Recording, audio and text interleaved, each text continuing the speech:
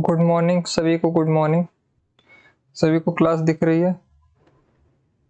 एक बार सभी student comment कीजिए।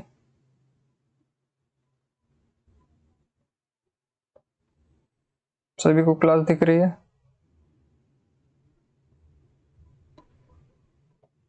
तो अभी हम भक्ति काल का आखिरी चैप्टर फुटकल काव्य आज पढ़ने वाले हैं। 5 जो है उसमें से प्रकरण हमने पढ़ लिए है। 5वां प्रकरण था कृष्ण भक्ति शाखा, जो कि हमने विगत क्लास में पढ़ी है। मिष्टी जी good morning, Priyanka ji good morning, सभी को गुड मॉर्निंग, सभी को शुभ प्रभात। सभी को क्लास दिख रही है? एक बार कमेंट कीजिए। मेरी आवाज आ रही है सभी को? ठीक है, आज हम फुटकल काव्य पढ़ेंगे।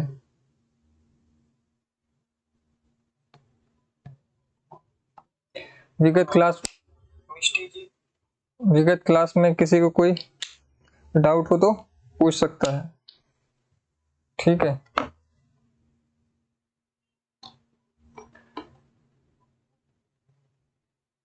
किसी को कोई डाउट हो तो पूछ सकता है। विगत क्लास में जितने भी हमने अभी तक 26 क्लासेस ली है, और हिंदी साहित्य, इतिहास, लेखन पद्धति, आदिकाल, भक्ति काल हमने जो पढ़ा है, उसमें किसी को कोई डाउट हो तो पूछ सकता है। तो आज हम प्रकरण 6 शगुन धारा भक्ति काल की फुटकल रचनाएं जो है पढ़ने वाले। ठीक है,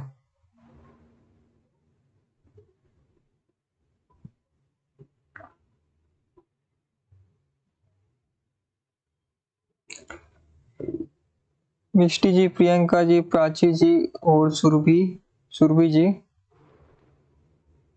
रजनी जी, सभी को प्रणाम, सभी को प्रणाम, सभी को गुड मॉर्निंग, शुभ प्रभात।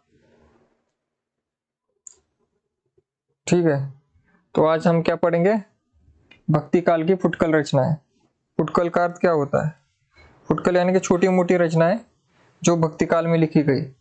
और शुक्ल जी का जो है स्टाइल इसी प्रकार के, अंत में वो फुटकल काव्य रखते हैं, यानी कि बचा कुचा, जो कि ज्यादा इंपॉर्टेंट नहीं है, छोटी मोटी काव्य को अंत में रखा जाता है। तो वही फुटकल काव्य जो है यहाँ पर रखा गया है। ठीक है,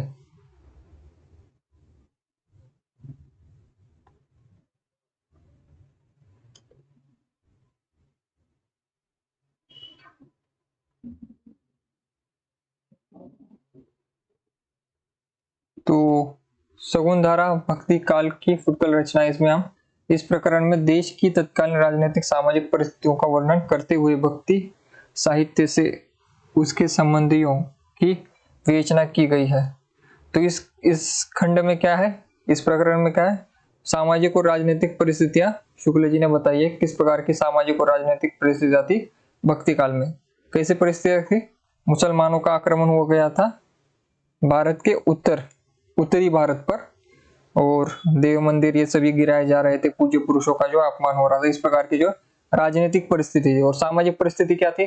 जनता जो है हार चुकी थी। किससे?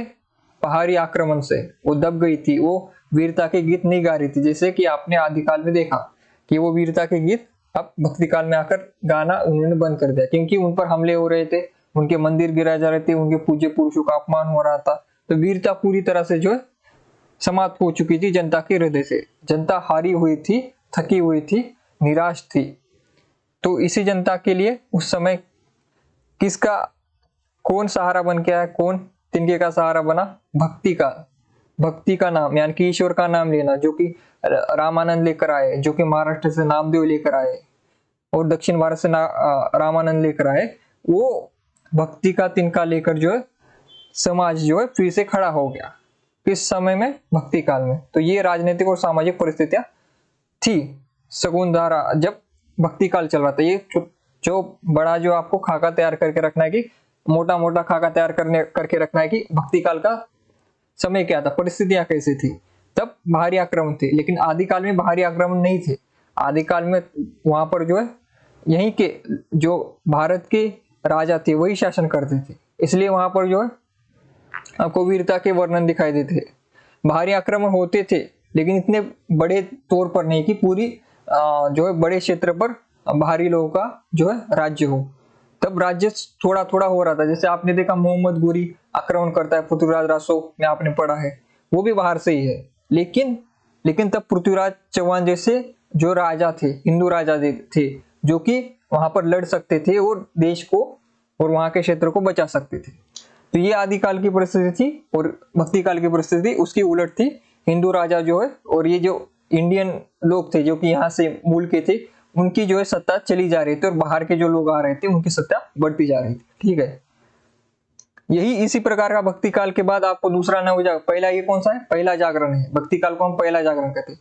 इसी प्रकार की परिस्थितियां फिर से कब हुई कि जब ये मुगल आ गए। भक्ति काल में तो आपको दिखता है मुगल आ गए, लेकिन रीति काल तक जो है ये मुगल यहाँ पर ही स्थायित्व हो गए, यहीं के हो गए। जो मुगल आए, फिर बाकी निजाम, ये सारे लोग जो है जो बाहर से आए थे, लेकिन यहीं के हो गए। फिर वो भी भारतीय हो गए। जो 100, 200, 300 साल चले गए तो वो भी भारतीय कहलाने लगे और उनको भी जो भारत ने अपना लिया और इस्लाम धर्म को भी भारत ने अपना लिया रीतिकाल तक। और फिर से जो है शृंगारिक काव्य रचने शुरू हो गए फिर। लेकिन रीतिकाल जैसे जैसे खत्म हुआ, फिर क्या आए, ब्रिटिश आए बाहर से और उन्होंने हम पर आक्रमण किया, फिर से हम दब गए। तो फिर से जो है दूसरा जागरण शुरू हुआ। देखिए, जो परिस्थितियां भक्ति काल में थी उसी की तरह थोड़ी थोड़ी परिस्थितियां हमें आधुनिक काल में भी मिलती है। तब भी आक्रमण हुआ था भक्ति काल में, आधुनिक काल में भी आक्रमण हुआ था। ठीक है, तो आधुनिक काल में किनका आक्रमण हुआ था? सबसे पहले कंपनी का, ईस्ट इंडिया कंपनी। सबसे पहले कंपनी का राज्य था। और उसके बाद आपने जैसे कि पढ़ा है भारतेंदु का जो है निबंध दिल्ली दरबार दर्पण। तो उसी समय जो है फिर किसका शासन हुआ? महारानी विक्टोरिया का जो शासन शुरू हो गया। ठीक है, उसके बाद विक्टोरिया का शासन शुरू हो गया। उससे पहले कंपनी का, यानी कि विक्टोरिया का शासन, यानी कि उनके देश का, ब्रिटिश देश का शासन पहले नहीं था, एक कंपनी का था। ब्रिटिश की एक कंपनी थी, उसने शासन किया था भारत पर। उसके बाद वो शासन ट्रांसफर कर दिया किसको? उस देश को, ब्रिटेन को, उस कंपनी ने। ठीक है, तो ये दो अंतर आपको याद रखने हैं। सीधा ब्रिटेन ने हम पर कब्जा नहीं किया था, कंपनी ने किया था। एक छोटी सी कंपनी थी। जैसे हमारे यहाँ पर बहुत सी कंपनियां, जैसे टाटा की, महिंद्रा की, ऐसे ही समझिए कि टाटा महिंद्रा चले गए यूके में और वहां पर जो कब्जा कर लिया। तो इस प्रकार से वहां की एक कंपनी थी, ईस्ट इंडिया कंपनी। जैसे यहाँ पर बहुत सी कंपनियां, इंडियन कंपनियां। तो कंपनी ने पहले राज किया था, उसके बाद उसके देश ने राज किया। ये दोनों बातें भी आपको याद रखनी है। फिर हम यहाँ पर आगे बढ़ते हैं। इस प्रकरण में देश की तत्कालीन राजनीतिक सामाजिक परिस्थितियों का वर्णन करते हुए भक्ति साहित्य से उसके संबंधों की विवेचना की गई है। साथ ही कुछ अन्य कवियों की चर्चा भी की गई है, जिनका काव्य क्षेत्र मुख्यतः वीर, श्रृंगार और नीति था। वीर, श्रृंगार और नीति, तीनों बात आपको समझ आती है क्या है?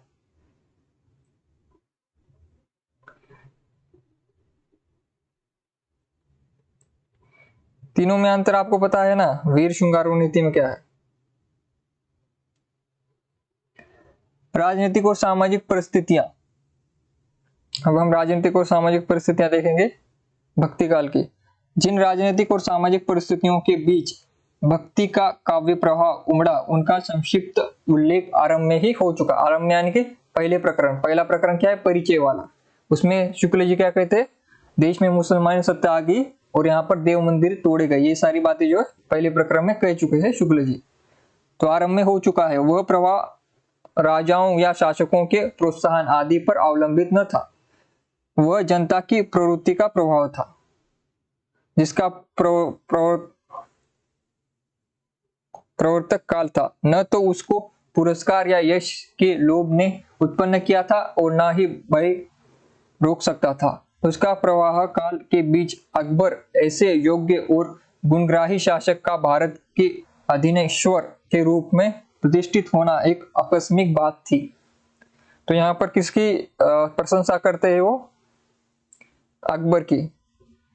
तो आपको ये एक बात ये है कि मुगलों में जो है एकमेव ऐसे शासक है अकबर, जिनकी जो है भारतीय जनता प्रशंसा करती है। क्यों करती है भला? कि उन्होंने कुछ ऐसे काम किए थे जो कि हिंदू और मुस्लिम को जोड़ने वाले थे। जैसे कि जो कर लगाया गया था हिंदुओं के तीर्थ यात्रा पर वो कम किया।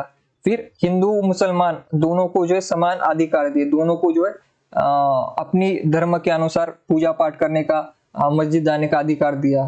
दोनों में जो भेदभाव बाकी मुगलों ने किया कि इस्लाम धर्म को ऊपर रखा और बाकी धर्मों को नीचे, लेकिन एक अकबर ऐसा था जिसने सारे धर्मों को एक साथ रखा। और जीने हिलाही नाम का एक पंथ खुद का भी एक चलाया, जिसमें क्या था, दीने इलाही नाम का एक पंथ था, जिसमें अकबर पहले जो है गुरु भी बने और पहले दीक्षित भी बने और उसके बाद बीरबल एक बने। लेकिन उसके बाद वो पंथ चला नहीं, जिस पंथ में जो अकबर ने सोचा था कि दुनिया के जितने भी धर्म है उन सारे धर्मों को मिलाकर एक पंथ खड़ा कर दूं मैं, तो वो पंथ उनका कभी चला नहीं। लेकिन उनका जो मानना था अकबर क्या थे, एक सेकुलर इंसान थे। सेकुलर यानी कि सब धर्मों को मानने वाले, सब धर्मों का सम्मान करने वाले। तो इसलिए शुक्ल जी इनका जो है यहाँ पर उनकी प्रशंसा करते हैं। ठीक है। अंतः सूर और तुलसी ऐसे भक्त कविश्वरों के प्रादुर्भाव के कारणों में अकबर द्वारा संस्थापित शांति सुख की गिनना भारी भूल है। उस शांति सुख के परिणाम स्वरूप जो साहित्य उत्पन्न हुआ वह दूसरे ढंग का था, उसका कोई एक निश्चित स्वरूप न था। सच पूछिए तो वह उन कई प्रकार की रचनाओं पद्धतियों का पुनरुत्थान था जो पठानों के शासनकाल आदि अशांति और विप्लव के बीच दबसी गई थी और धीरे धीरे लुप्त होने जा रही थी। तो यहाँ पर क्या कहते हैं, जब ये सूर और तुलसी का जो समय है वो लगभग अकबर के समय का ये, यानी कि अकबर के जब अकबर वर्तमान में था तब उसी समय सूर और तुलसी भी थे, क्योंकि आपको पता है सूर और तुलसी का भी समय एक ही है। एक ही यानी कि सूर जब बूढ़े हो गए थे तब तुलसी युवा थे, उनकी एक बार भेंट भी हुई है। यानी कि लगभग एक ही समय के सूर, तुलसी और अकबर। ठीक है। पठान शासक भारतीय संस्कृति से अपने कट्टरपन के कारण दूर रहे। अकबर की चाहे नीति कुशलता कहिए चाहे उदारता, उसने देश की परंपरागत संस्कृति में पूरा योग दिया, जिससे कला के क्षेत्र में फिर से उत्साह का संचार हुआ। तो यहाँ पर शुक्ल जी कहना क्या चाहते हैं कि अकबर जब शासन में आया तब जो है थोड़ी सी छूट मिली कवियों को कि वो कुछ रचनाएं लिख सके अपने धर्म के नाम पर, अपने लोगों के लिए। तो उसी समय शुभुर और तुलसी जैसे कवि भी हुए जिनको जो है रचना लिखने के लिए समय मिला, थोड़ा सा स्थिर समय मिला, जो कि उतना भी स्थिर नहीं था। जैसे कि आपने मानस कांस पढ़ा है, वहां पर आप देख सकते हैं उतना भी स्थिर नहीं था। लेकिन एक बड़ा शासक जो कि थोड़ा उदार है, तो उसकी होने से जो है थोड़ा परिणाम इन कवियों पर भी पड़ता है कि उनको लिखने के लिए थोड़ी सी छूट मिल गई। जो भारतीय कलावंत छोटे मोटे राजाओं के यहाँ किसी प्रकार अपना निर्वाह करते हुए संगीत को सराहा दिए हुए थे, वे अब शाही दरबार में पहुंचकर वाह वाह की ध्वनि के बीच अपना कर्तव्य दिखाने लगे। जहां बचे हुए हिंदू राजाओं की सभाओं में ही कविजन थोड़े बहुत उत्साहित या पुरस्कृत किए जाते थे, वहां अब बादशाह के दरबार में भी उनका सम्मान होने लगा। तो क्या यहाँ पर क्या कहने चाहते शुक्ल जी, जैसे अकबर के पहले जो भी उनसे पहले वाले पठान या फिर मुगल थे, वो जो है इतने जो है खुले विचार के नहीं थे जो कि बाकी कवियों के लिए जो है अपने दरबार में स्थान रखे, हिंदू कवियों के लिए या फिर हिंदू काव्य के लिए स्थान रखे। लेकिन अकबर उनसे थोड़ा अलग था, तो अकबर ने उनको जो है स्थान दिया। ठीक है। तो जो पहले बचे हुए कवि थे जो कि केवल छोटे छोटे हिंदू राजाओं के पास जो अपनी कविता करके जो अर्थार्जन कर लेते, लेकिन जब अकबर आया था, अकबर में जो है अपने जो सभा में देखिए अकबर की जो नवरत्न है उसमें बहुत से हिंदू राजाएं थे, हिंदू राजा थे, साथ ही साथ जो हिंदू पंडित लोग थे भी, जो जैसे कि बीरबल भी एक हिंदू था। ठीक है। और बहुत से लोग थे जिनका जो है बाद में कुछ नाम बदल कर जो है उनका नाम जो इस्लामी रूप में रखा, लेकिन वो मूल रूप से राजपूत या फिर हिंदू हुआ करते थे। कवियों के सम्मान के साथ साथ कविता का सम्मान भी यहाँ तक बढ़ा कि अब्दुल रहीम खान खाना अकबर के नवरत्नों में एक है, बड़े ही बुद्धिमान कवि ऐसे उच्च पदस्थ सरदार क्या बादशाह तक ब्रजभाषा की ऐसी कविता करने लगे। नरहरि और गंग ऐसे सुकवित और तानसेन, तानसेन आपको पता है गायन में, ये भी नवरत्नों में से एक है। खान खाना, अब्दुल रहीम खान खाना और तानसेन, ये नवरत्नों में से एक है अकबर की। ऐसे गायक अकबरी दरबार की शोभा बढ़ाते थे। तो खान खाना, तानसेन, बिरबल, ऐसे जो बड़े लोग थे उस समय, वो सारे अकबर के दरबार में थे।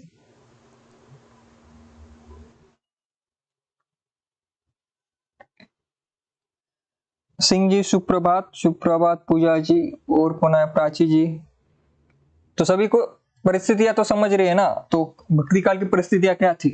भक्ति काल में जो है बाहर से आक्रमण हुआ था और जो जनता दब गई थी और कवि भी साथ साथ दब गए थे, क्योंकि वहां पर जो हमले होते थे, पूज्य पुरुषों को मारा जाता था, उनका अपमान होता था, मंदिर तोड़े जाते थे। लेकिन उसी समय में थोड़े बाद में अगर हम चलते तो अकबर जैसा एक शासक आया जो कि थोड़ा शिथिल था, जो कट्टरता को थोड़ा शिथिल किया अकबर ने, और थोड़ा सा जो हिंदू लोगों के लिए, हिंदू कवियों के लिए जो अपना दरबार खोल दिया।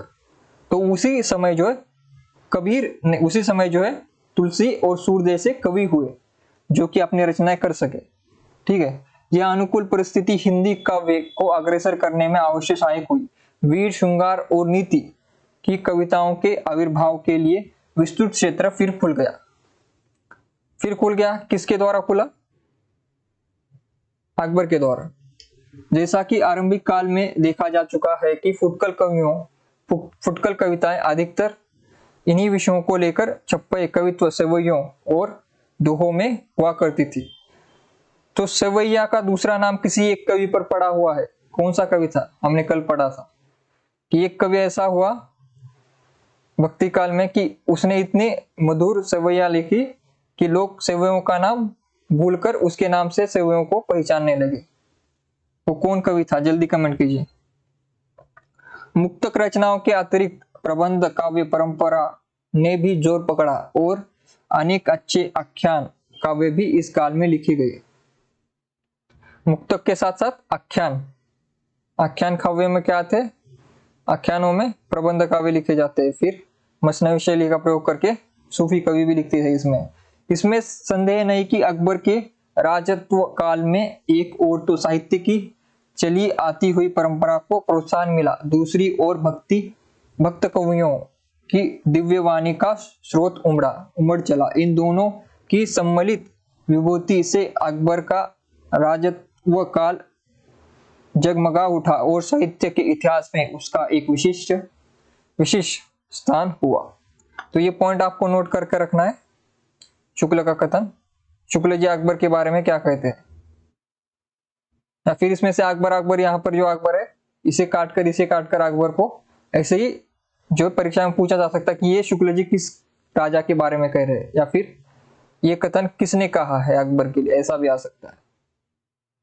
तो देखिए, एक ही राजा की स्तुति कर रहे हैं भक्ति काल में शुक्ल जी, किसकी? अकबर की। शुक्ल ने अकबर की जो है प्रशंसा की है, शुक्ल ने, बाकी किसी राजा की नहीं की गई। ठीक है,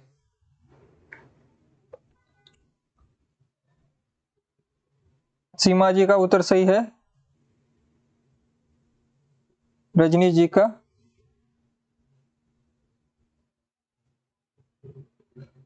कल नहीं, परसों की क्लास, कल यानी कि लास्ट क्लास। ठीक है, जिस काल में सूर और तुलसी ऐसे भक्ति के अवतार तथा नरहरि, गंग और रहीम ऐसे निपुण भावुक कवि दिखाई पड़े, उसके साहित्यिक गौरव की ओर ध्यान जाना स्वाभाविक है।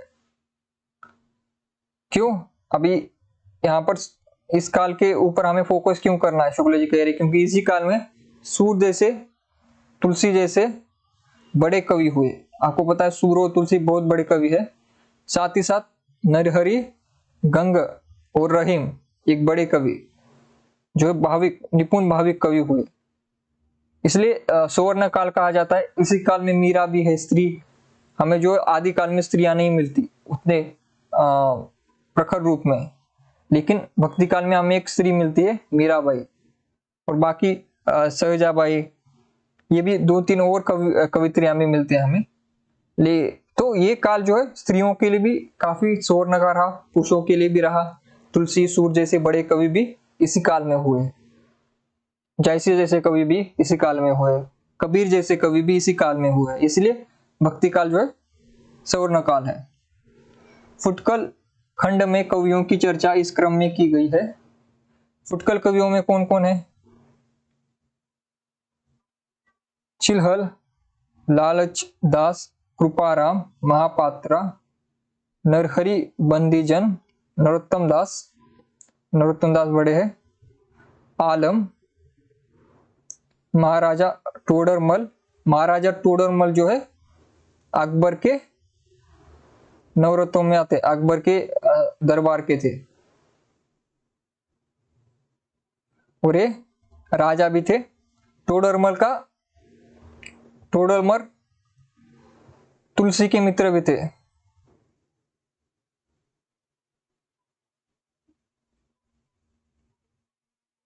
ठीक है। महाराजा बीरबल यानी कि बीरबल जो है, फिर गंग, मनोहर कवि, बलभद्र मिश्र, जमाल, केशवदास आपको रीति काल में भी दिखेंगे, भक्ति काल में भी दिखेंगे। पोल राय, रहीम ही अब्दुल रहीम खान खाना है, ये भी कहाँ के है? ये भी अकबर के दरबार में है। ठीक है। कादिर, मुबारक, बनारसी दास, फिर सेनापति आपको पता है, फुहर कवि, सुंदर, लालचंद्र और लक्षोदय। सेनापति किस प्रकार की रचनाओं के लिए प्रसिद्ध है? सेनापति किस प्रकार की रचनाओं के लिए प्रसिद्ध है? कौन सी?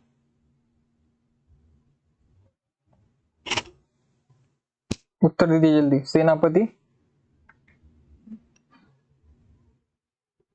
सेनापति की एक विशेषता है, क्या है? इस पर प्रश्न आता है, सेनापति की विशेषताओं पर। किस प्रकार के काव्य लिखते थे वो, उसमें किसकी प्रचुरता थी? जल्दी कमेंट कीजिए। हम आगे बढ़ेंगे। नरोत्तम दास के सुदामा चरित्र। नरोत्तम दास की एक रचना है सुदामा चरित्र। इतनी सुंदर रचना है कि आपको इसे पढ़ना चाहिए। इसमें जो है सुदामा कौन थे? जल्दी उत्तर दीजिए। सुदामा कौन थे?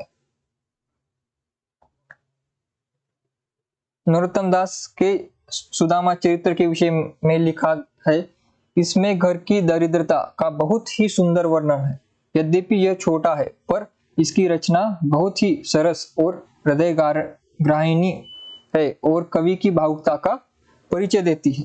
भाषा भी बहुत ही परिमार्जित और व्यवस्थित है। बहुतेरे कवियों के समान भर्ती के शब्द और वाक्य इसमें नहीं है।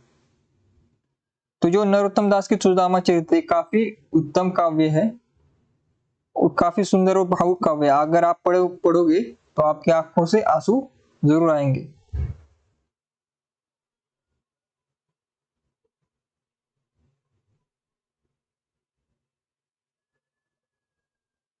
तो मैंने पूछा था सुदामा कौन है, जल्दी उत्तर दीजिए।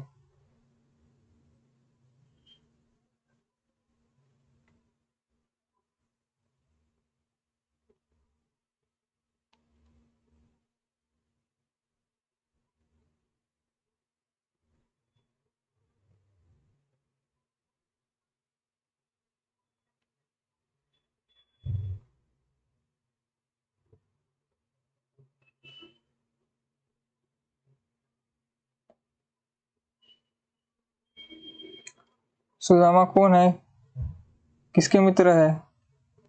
कमेंट आए कोई? लक्ष्मी जी का उत्तर आया श्रृंगार रस। खां सेनापति श्रृंगार के नहीं, सेनापति जो है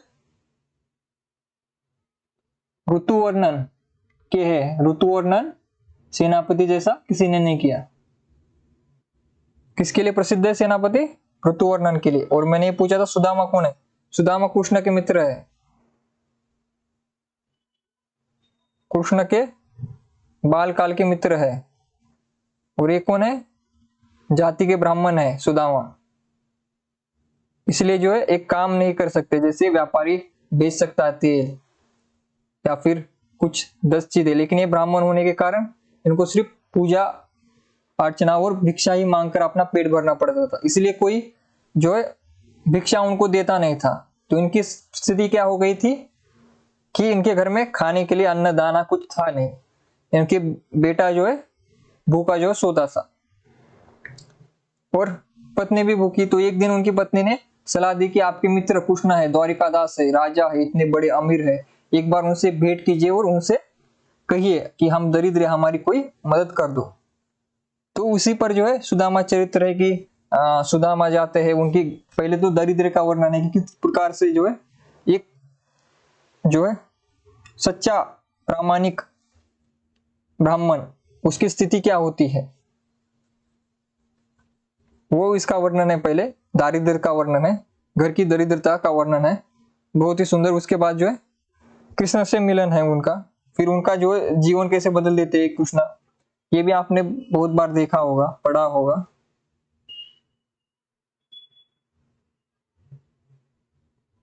इसमें से आपको एक पंक्ति में सुना देता हूं जो कि काफी सुंदर है सुदामा चरित्र से। विप्र सुदामा बसत है सदा आपने धाम, भिक्षा करी भोजन करे हिय जपे हरि नाम। तो विप्र सुदामा, क्योंकि सुदामा ब्राह्मण थे, आपको पता है सुदामा जो है सदा रहते अपने धाम में रहते थे और भिक्षा मांगकर भोजन करते थे, क्योंकि ब्राह्मण भिक्षा मांगते आपको पता है। तो भिक्षा मांगकर भोजन करते थे और भिक्षा उनको मिलती नहीं थी। लेकिन उतनी दारिद्रता में भी क्या था, ये यानी कि हृदय में जपते क्या नाम थे? हरि नाम। तो हरि के मित्र थे, लेकिन हरि को गुरु भी मानते थे, ईश्वर भी मानते थे, और उनका ही नाम हमेशा जपते थे कि कृष्ण मेरी मदद करो, या फिर जो कुछ करेगा कृष्ण करेगा, भला करेगा। ये सारी बातें जो है सुदामा चरित्र में आपको पढ़ना चाहिए, छोटी सी किताब है। इसके बाद आगे बढ़ते हैं हम गंगा पर, गंगा कवि पर।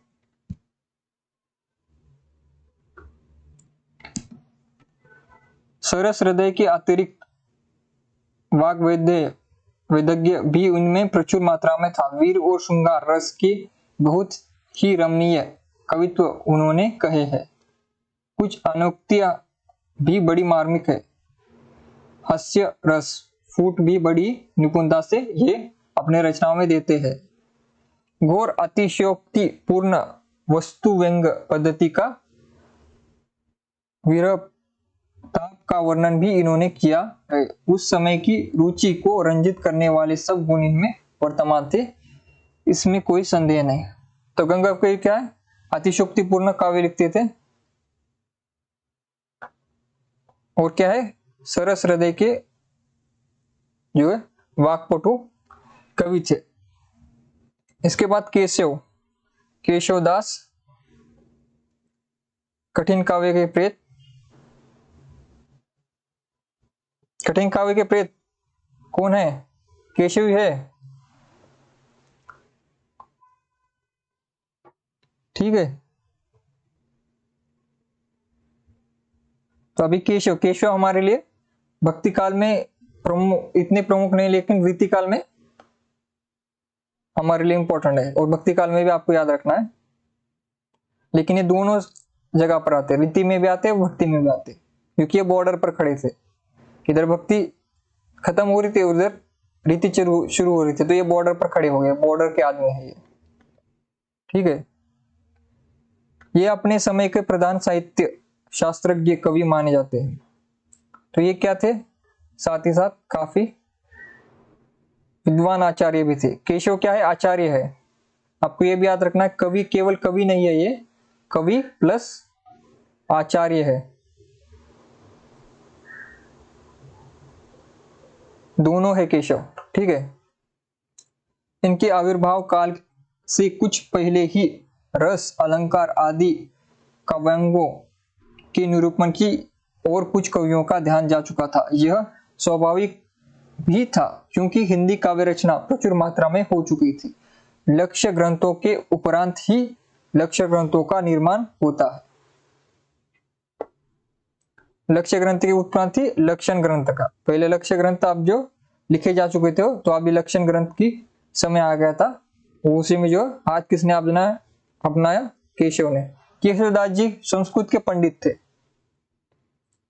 अर्थशास्त्र शास्त्रीय पद्धति से साहित्यचर्या चर्चा का प्रचार भाषा में पूर्ण रूप से करने की इच्छा उनके लिए स्वाभाविक थी।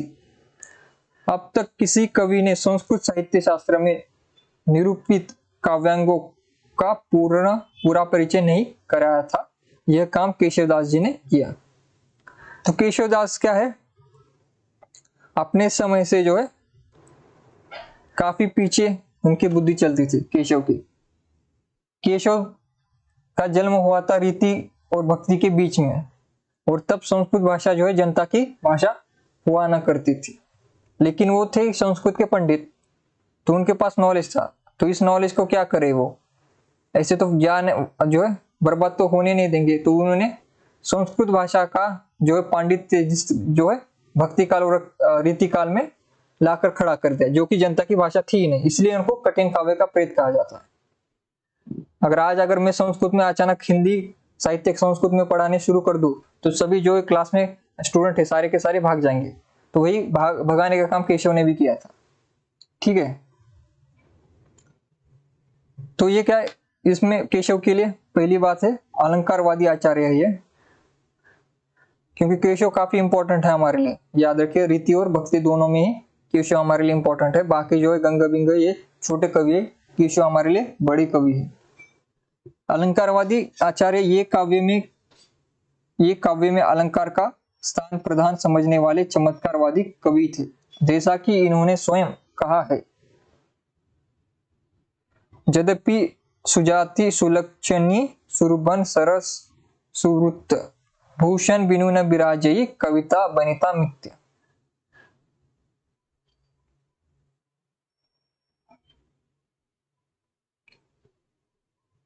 भूषण यानी कि अलंकार। यहां पर कहना क्या चाहते हैं, अलंकार के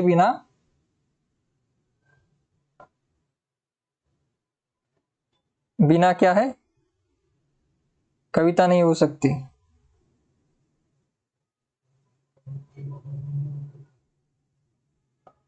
अलंकार के बिना कविता नहीं है, एक इसका मानना था केशव का। तो इनकी ये पंक्ति आपको याद रहनी चाहिए। पंक्ति परीक्षा में आती है, यद्यपि वाली। इन्होंने भामह, उद्भट, दंडी, ये किस भाषा के कवि है जल्दी कमेंट कीजिए मुझे। भामह, उद्भट और दंडी आदि प्राचीन आचार्यों का अनुसरण किया, जो रस रीति आदि सब कुछ अलंकारों के अंतर्गत ही लेते थे।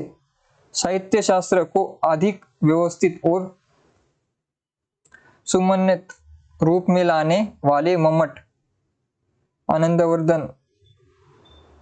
आनंदवर्धनाचार्य और विश्वनाथ का नहीं, क्योंकि ये बाद के कवि है, ये पहले कवि है। पूरी ने जो है ये मम्मट और आनंदवर्धन ने जो है थोड़ा सा साहित्य को थोड़ा ढीला कर दिया था, इतना जो है सीरियस नहीं था। लेकिन जो कि आपको पता है केशव काफी सीरियस थे, काफी पंडितपूर्ण बातें करते थे, इसलिए उन्होंने भामा, उद्भट और दंडी से जो है लक्षण लिए, ना कि इसमें से। ठीक है, इसमें से लक्षण लिए और उसमें से जो है लक्षण नहीं लिए। ठीक है,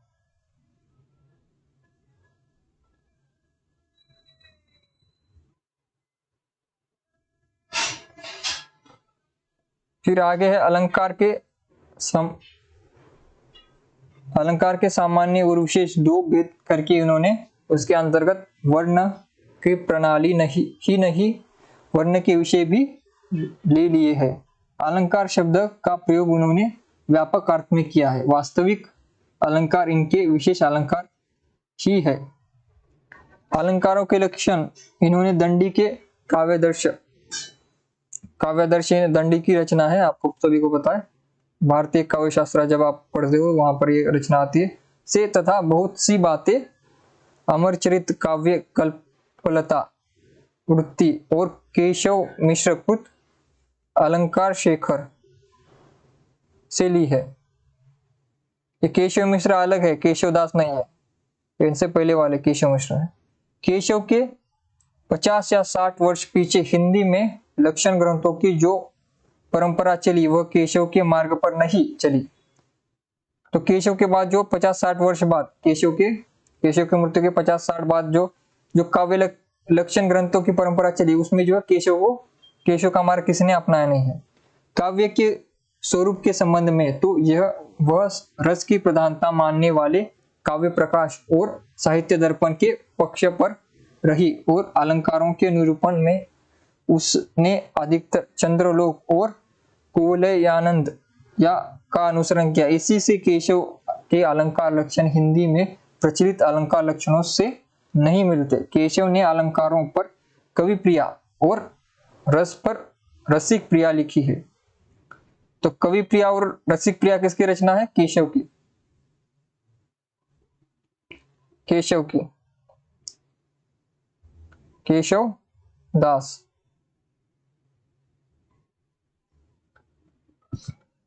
इन ग्रंथों में केशव का अपना विवेचन कहीं नहीं दिखाई पड़ता। सारी सामग्री कई संस्कृत ग्रंथों से ली हुई मिलती है।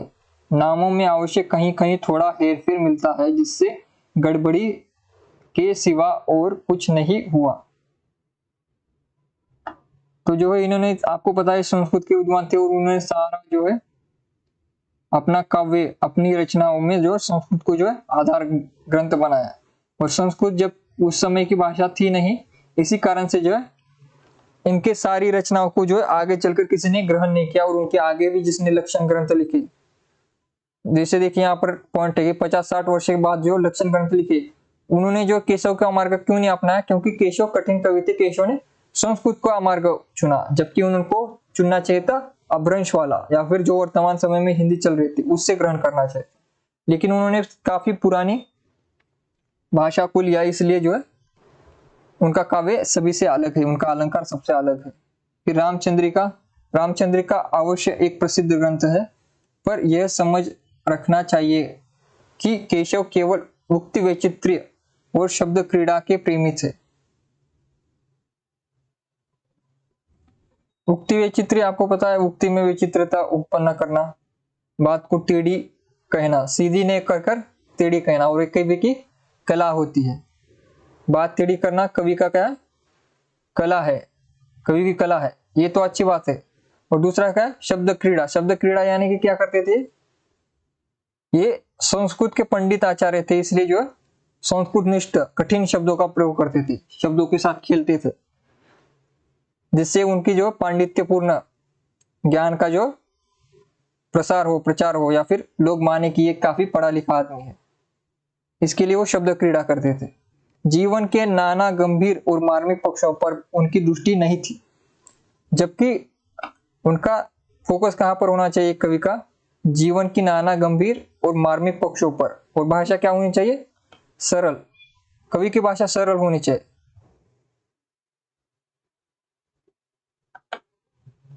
पाश्चात्य में कौन मानता है ये बात? सरल काव्य होना चाहिए, सरल भाषा होनी चाहिए। वर्ड्सवर्थ, स्वच्छंदतावाद के जनक पाश्चात्य में जो थे विलियम वर्ड्सवर्थ, वो किस पर जोर देते थे? सरल बात पर। बात को सरल कहना चाहिए और लोक भाषा का प्रयोग करना चाहिए, जो कि किसने नहीं किया? केशव ने नहीं किया। अंततः वे मुक्तक रचना के ही उपयुक्त थे, प्रबंध रचना के नहीं। प्रबंध पटुता उनमें कुछ भी न थी। यहाँ पर क्यों कह रहे हैं वो मुक्तक के उपयुक्त थे?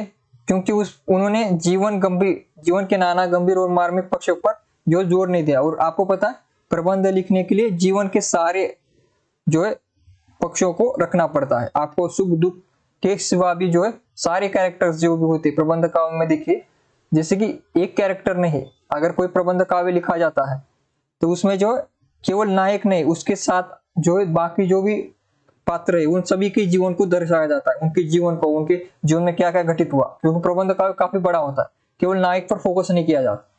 तो आज प्रबंध काव्य को अगर आप समझना चाहते हो तो आपको वेब सीरीज देखना होगा। आज की वेब सीरीज देखिए जिसमें नायक के अलावा जो बाकी छोटे छोटे पात्र है उनके भी जीवन दिखाया जाता है, उनका भी लाइफ दिखाया जाता है, उनका भी एंगल दिखाया जाता है, सारे पात्रों को जो है मुख्य भूमिका दी जाती है, तो वो प्रबंध काव्य बनता है आजकल जिसे वेब सीरीज द्वारा दिखाया जाता है।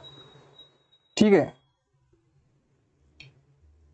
रामचंद्रिका में प्रसन्न, राघव, हनुमान नाटक, अर्ध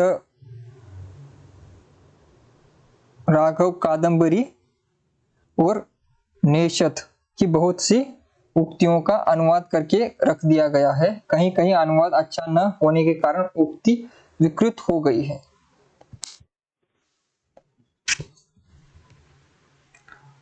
ठीक है। जिन उक्तियों में जटिलता नहीं है, समाज शैली का आश्रय नहीं लिया गया है, उसके अनुवाद में कहीं कहीं बहुत अच्छी सफलता प्राप्त हुई है। तो जहां पर जटिलता नहीं है वहां पर सफलता प्राप्त हुई है, ऐसे शुक्ल जी कहते हैं। प्रबंध काव्य के लिए 3 बातें अनिवार्य है। संबंध निर्वाह, कथा के गंभीर और मार्मिक स्थलों की पहचान। ये किसमें है? आपको पीछे आपने पढ़ा है, कथा के गंभीर मार्मिक स्थलों की पहचान किसमें सबसे अच्छी है? शुक्ल ने एक बार किसी एक कवि की तारीफ की थी जहां पर कहा था कि कथा के गंभीर और मार्मिक स्थलों की पहचान इन्होंने अच्छे तरीके से की है। वो कवि कौन है? भक्ति काल के ही है, वो है तुलसीदास। तुलसीदास में ये कला है। ये कला आपको सूर में नहीं मिलेगी, ये कला तुलसी में है। ये कला और किस में है? जायसी में है।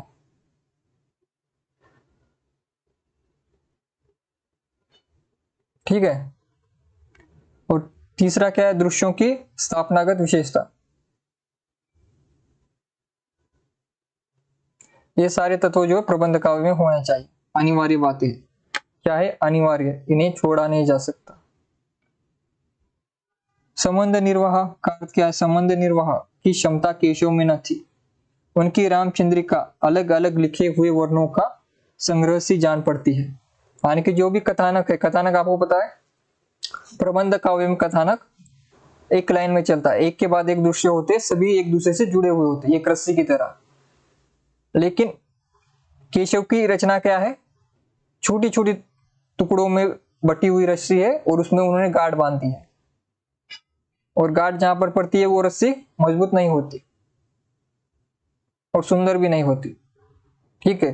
तो केशव की ऐसी रचना है कि हम इसे रस्सी के द्वारा समझ सकते हैं कि केशव ने छोटी छोटी रस्सियों के टुकड़े लिए और उनमें गांठ बांधकर जो बड़ी रस्सी बना दी।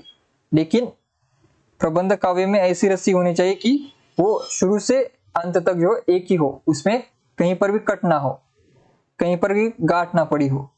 ठीक है। तो ये अंतर है।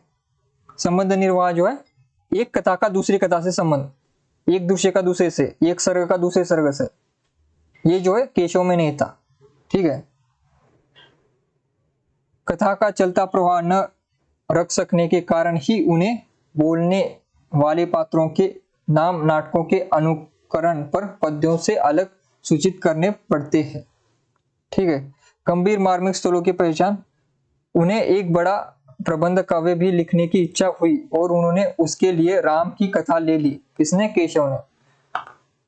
ठीक है। केशव पंडित थे, केशव ने कहा कि मैं भी लिखूंगा अभी, जैसे तुलसी ने लिखा है वैसे मैं भी लिखूंगा। क्या? बड़ा काव्य। केशव क्योंकि तुलसी से बात के कवि है, आपको पता होना चाहिए। तो उस कथा के भीतर जो मार्मिक स्थल है उनकी और केशव का ध्यान बहुत कम गया है। वे ऐसे स्थलों को या तो छोड़ गए है या यूं ही इतिवृत्त मात्र कहकर चलता कर दिया है। तो मार्मिक स्थल क्या थे? आपको पता है रामचरितमानस में मार्मिक स्थल कहां पर है? भरत का राम से मिलाप जब होता है, जब राम जो है अयोध्या छोड़ के जाते हैं, वो है।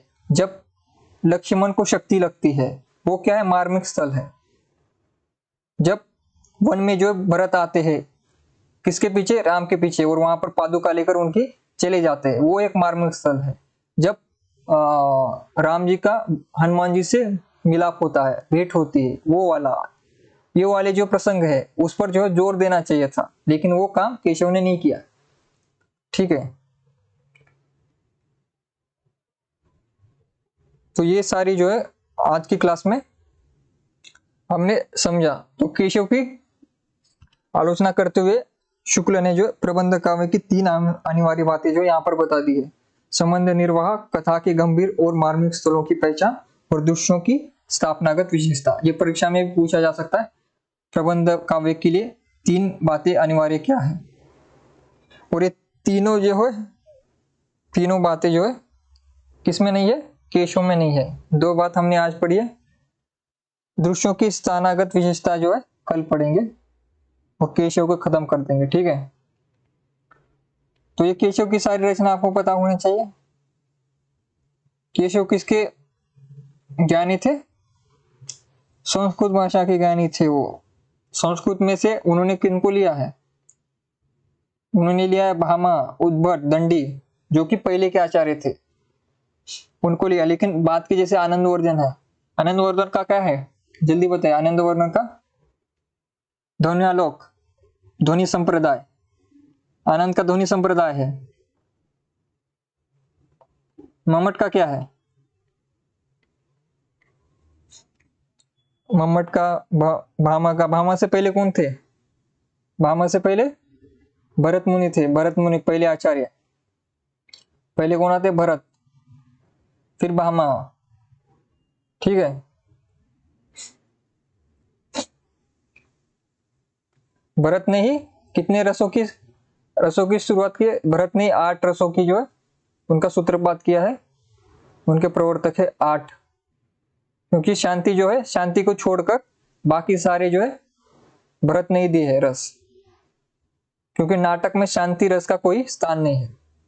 क्यों स्थान नहीं है भाई, क्योंकि शांति रस आप नाटक में नहीं दिखा सकते शांत बैठा कोई आचार्य, क्योंकि नाटक ऐसा है कि उन्हें वहां पर पर्दे पर, मंच पर आपको हर समय कुछ ना कुछ करना ही है, इसे शांत नहीं बैठ सकते। इसलिए शांत रस को जो भरत ने स्थान नहीं दिया था नाटक में, इसलिए उनके केवल 8 ही रस है, और 8 रसों की जो है स्थापना उन्होंने की है शांति रस को छोड़कर। 9वां रस शांति रस, और 10वां और 11वां क्या है, वात्सल्य और भक्ति, जो कि श्रृंगार रस से ही आते हैं।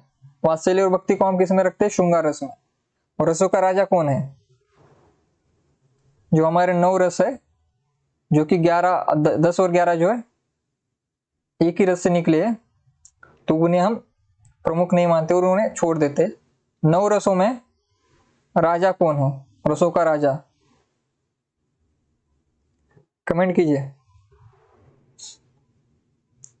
9 रस में राजा कौन है, रसों का राजा, प्रमुख रस कौन सा है, सबसे बड़ा कौन है।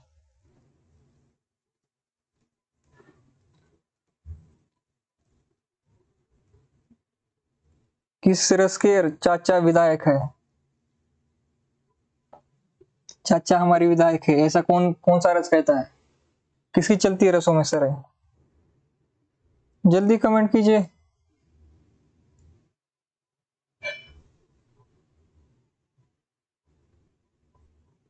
किसी का कमेंट नहीं आ रहा। 9 रसों में कौन है रसों का राजा, आपको पता नहीं है, हिंदी साहित्य में आपसे ही, हिंदी साहित्य के स्टूडेंट को रसों का राजा पता नहीं है आपको। ठीक है, फोनों का राजा बता दीजिए। अरे हम भरत मुनि की बात नहीं कर रहे, हम जो रस है, रस कितने हैं हमारे, रस है 9, और रस 9 रसों में सबसे प्रमुख रस कौन सा है, हास्य रस होता है, श्रृंगार रस होता है बस, और फिर करुणा रस है हमारा, करुण रस है। ये सारे रसों में राजा कौन है, 9 रसों में राजा कौन है,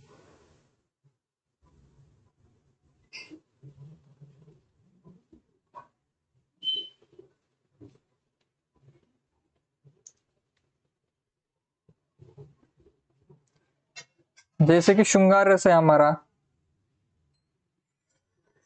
श्रृंगार रस है, रौद्र रस है, वीर रस है, विवत्स रस है, हास्य है, करुण रस है, अद्भुत है, भयानक है।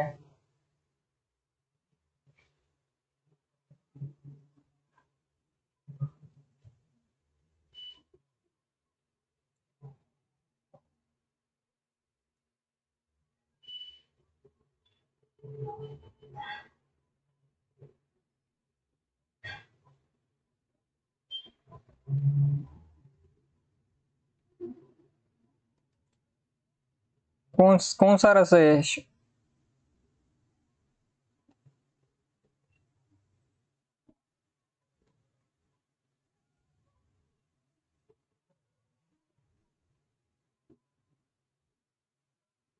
वीर, अद्भुत, विभत्स, भयानक,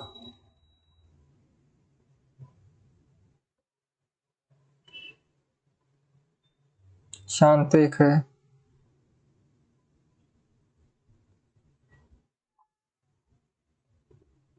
ये सारे 9 हो गए। इसमें से इन 9 में से राजा बताइए कौन है इनका? किंग कौन है इसमें? सीमा जी का आ गया है, रजनीश जी का, दोनों का उत्तर सही है। श्रृंगार रस, जो रसों का राजा है, श्रृंगार रस प्रमुख रस है। इतना तो आपको पता होना चाहिए ना। श्रृंगार हमेशा प्रेम प्रेम प्रेम करते रहते स्टूडेंट सारे, प्रेम प्रेम प्रेम प्रेम किस में आता है? श्रृंगार में आता है। और आपको सारी रचनाएं भक्ति काल में देखिए, आदि काल में देखिए, आधुनिक काल में देखिए, जहां तहां देखिए, कौन सी रचना मिलती है आपको? श्रृंगारिक रचना मिलती है। अगर कोई आपको नया कवि दिख रहा है यहाँ पर क्लास में, जो भी कहता है कि मैं कविता लिखता हूँ, तो उसकी 99% चांसेस है कि उसने लिखा होगा कुछ में, श्रृंगार में ही लिखा होगा। और कवि कहता है, खुद को कवि कहते हैं, और लिखती किसमें है? सिर्फ श्रृंगार में लिखते हैं। तो यहाँ पर जो आजकल के जो कवि है वो किसमें लिखते हैं? केवल श्रृंगार में लिखते हैं। पहले भी श्रृंगार में ही लिखा जाता था। वीर रस को कोई देखता नहीं। अद्भुत भयानक रस में किसने कविता लिखी है? यहाँ पर विभत्स रस में किसने कविता लिखी है? कोई है स्टूडेंट हमारा विभत्स रस में कविता लिखता है? जबकि इनकी जरूरत ज्यादा है, देश के लिए इसकी जरूरत ज्यादा है, वीर रस की, अद्भुत रस की, विभत्स रस की। लेकिन इसको कोई देखता नहीं। कहां पर सारी कविता किसमें आती है? श्रृंगार, श्रृंगार में लिखते हैं। एक मैं हूं, एक मेरी जीएफ है, और एक मेरा बीएफ है, और वो मुझे छोड़कर चला गया, और चली हमारी कविता, हो गई कविता। ठीक है, कोई बात नहीं, सीमा जी काम कर रहे थे, कोई बात नहीं। लेकिन आपने एक कमेंट किया, आपने और रजनीश रजनीश चौधरी जी ने जो दोनों ही कमेंट किया था। ठीक है, तो श्रृंगार क्या है? रसों का राजा है, ये आपको याद रखना है। परीक्षा में पूछ सकता है, इंटरव्यू में भी पूछ सकते कोई। अगर आप पीएचडी के इंटरव्यू के लिए चले गए या फिर जॉब के इंटरव्यू के लिए चले गए, तो ये नॉर्मल प्रश्न है। रसों के नाम बताइए और रसों का राजा क्या है, ये नॉर्मल प्रश्न है, ये आपको याद होने चाहिए। ठीक है, तो आज हमने क्या किसे पढ़ा है? केशव। केशव क्या है? अपने समय से पहले किसके लिए थे? किसके लिए थे वो? संस्कृत, संस्कृत जो भाषा है, उस भाषा से जो उन्होंने अपनी प्रेरणा ली है, जिस कारण से जो है उनमें जो है कठिनता आ गई है केशव में। ठीक है, और दूसरी बात क्या है? उनमें जो है प्रबंध काव्य के कोई गुण नहीं थे केशव में। केशव में क्या था? केशव में ज्ञान था, लेकिन उनमें कविता नहीं थी। केशव एक कवि मर्म उनके पास था ही नहीं, केशव के पास कवि, लेकिन नॉलेज अच्छा था उनके पास।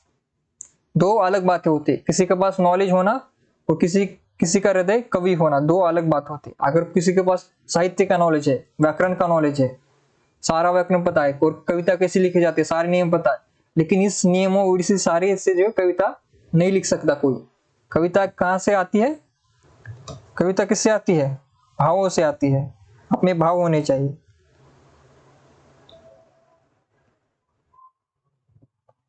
ठीक है, तो हमने केशव को पढ़ा, और केशव ने जो लक्षण ग्रंथ लिखे थे, उसके बाद जो है 50-60 वर्ष बाद में कोई उनकी जो है मार्ग पर नहीं चला, क्योंकि वो उनका मार्ग ही था प्राचीन मार्ग। अगर आज मैं अगर संस्कृत से कोई उदाहरण लेकर कोई नियमावली लिखता हूँ हिंदी काव्य की, तो क्या इस इस ग्रंथ पर कोई आगे काम करेगा? नहीं करेगा। क्यों करेगा? उसको संस्कृत थोड़ी आती है आजकल के लोगों को। कितनों को संस्कृत आती है? बहुत कम लोगों को। और संस्कृत भी आपको पता है, संस्कृत के टीचर भी किस भाषा में पढ़ाते हैं क्लास में? हिंदी में पढ़ाते हैं, सभी को पता है। हिंदी में तो बातचीत चलती है। कोई ऐसा टीचर है संस्कृत पढ़ा रहा है और पूरी बातें जो है संस्कृत में ही कर रहा है, क्लास शुरू होने से खत्म होने तक। और बहुत से यहाँ पर है 10वीं तक जो बहुत लोग जो संस्कृत लेते हैं, लेकिन अगर उनसे कहे कि संस्कृत में 5 मिनट बात करो तो नहीं कर पाते, नहीं कर पाते। क्यों? क्योंकि संस्कृत अभी भाषा नहीं रही जनता में। अगर जनता में जो भाषा नहीं रहती वो भाषा मर जाती है। ठीक है।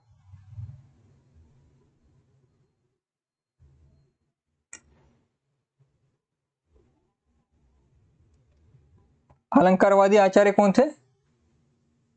केशव। ये आपको याद रखना है। उन्होंने अलंकार को सर्वोपरि रखा है, सबसे ऊपर अलंकार है, अलंकार से ऊपर कुछ नहीं है। किसका मानना है? केशव का। और कोई अलंकारवादी आचार्य है संस्कृत काव्य में? किसी का नाम याद आ रहा है आपको? केशव से पहले हमने गंगा से पहले नरोत्तम दास की रचना याद कर लीजिए, सुदामा चरित्र। प्रसिद्ध रचना है और काफी अच्छी रचना भी है। इसकी एक पंक्ति मैंने आपको पढ़कर भी सुनाई थी।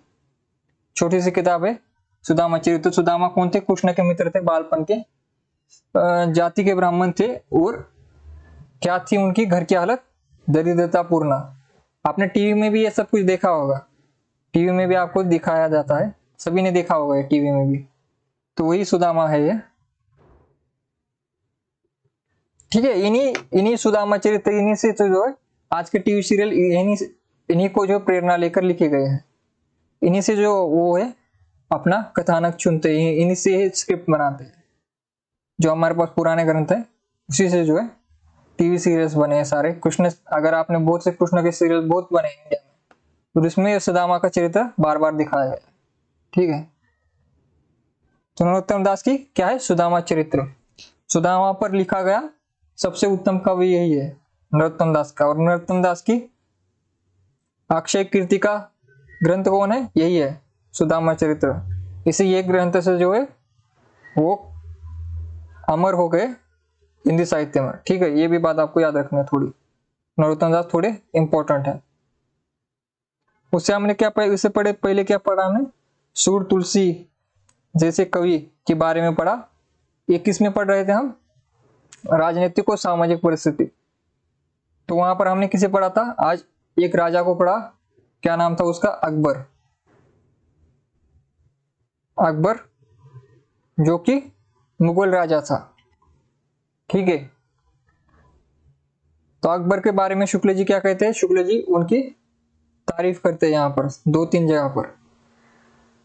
एक तारीफ तो यहाँ पर की है उन्होंने उस प्रवाह काल में, यहाँ पर एक की है। और दूसरी यहाँ पर उन्होंने जो है अपने दरबार में हिंदू कवियों को रखा है। तीसरी यहाँ पर एक तारीफ की है। तो अकबर की तरफ शुक्ल जी का दृष्टिकोण कैसा है? सकारात्मक है। ये आपको याद रखना है। ठीक है। तो अकबर को जो है कुछ श्रेय देते हैं शुक्ल जी की। अगर अकबर जैसे राजा थे, इसी कारण से जो काव्य रचना में थोड़ी सी सुलभता आई, थोड़े से कवि राज दरबार में भी चले गए, उनका अर्थार्जन भी होने लगा और थोड़ा धूमधाम से जो है काव्य लिखना शुरू हुआ। ये सारी बातें शुक्ल ने आज की है। किसके लिए? अकबर के लिए। ठीक है। तो आज हमने क्या पढ़ा है? शकुंतला भक्ति काल की फुटकल रचनाएं हमने पढ़ा है आज।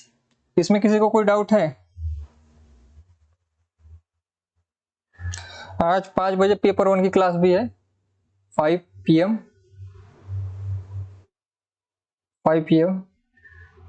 पेपर 1।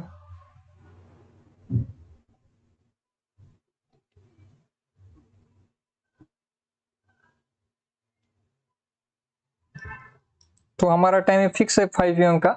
अभी जैसा कि मैंने विगत क्लासेस में भी कहा है बार बार कि हमारा टाइम जो 5 बजे का हो गया है, संध्या 5 बजे पेपर 1 की क्लास होगी और सुबह 11 बजे जो है पेपर 2 हिंदी साहित्य की क्लास होगी। तो किसी को कोई डाउट है केशव में, राजनीतिक परिस्थिति, अकबर, शुक्ल के कथन, नरोत्तम दास, गंग कवि, किसी को कोई डाउट हो तो ठीक है, आज कोई डाउट नहीं है, ठीक है। तो आज की क्लास कैसी लगी आपको कमेंट बॉक्स में बताना है।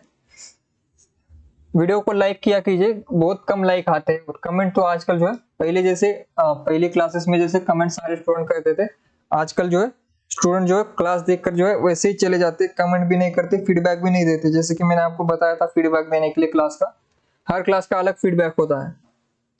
अगर कल आपने फीडबैक दिया था 10 आउट ऑफ 10, लेकिन आज की क्लास अगर आपको अच्छी नहीं लगी तो आप आज की क्लास में आप रेटिंग गिरा सकते हो ना, 8 कर सकते हो, 5 कर सकते हो। और कोई कमेंट नेगेटिव कमेंट करेगा तो उसका कमेंट डिलीट भी नहीं होगा, ठीक है। ऐसा टीचर नहीं हूं मैं कि आपका नेगेटिव कमेंट देखकर मैं डिलीट कर दूं उसे। अगर आप 1 कमेंट भी करते 10 आउट ऑफ 1 तो भी वो कमेंट वहीं पर रहेगा, ठीक है, कहीं जाएगा नहीं। तो आपको डरने की कोई बात नहीं है, आप कर सकते खुले मन से जैसे भी आपको क्लास लगी, ठीक है। तो आज की क्लास यहीं पर हम समाप्त करते हैं। सभी का आभार, जितने भी स्टूडेंट आ जाए, लक्ष्मी जी, सीमा जी, रजनीश जी, मुनीश जी, और कौन है, सुरभि जी, सारे जितने भी, पूजा जी, प्राची जी, जितने भी स्टूडेंट थे, सारे स्टूडेंट का धन्यवाद। आज की क्लास यहीं पर हम समाप्त करते हैं।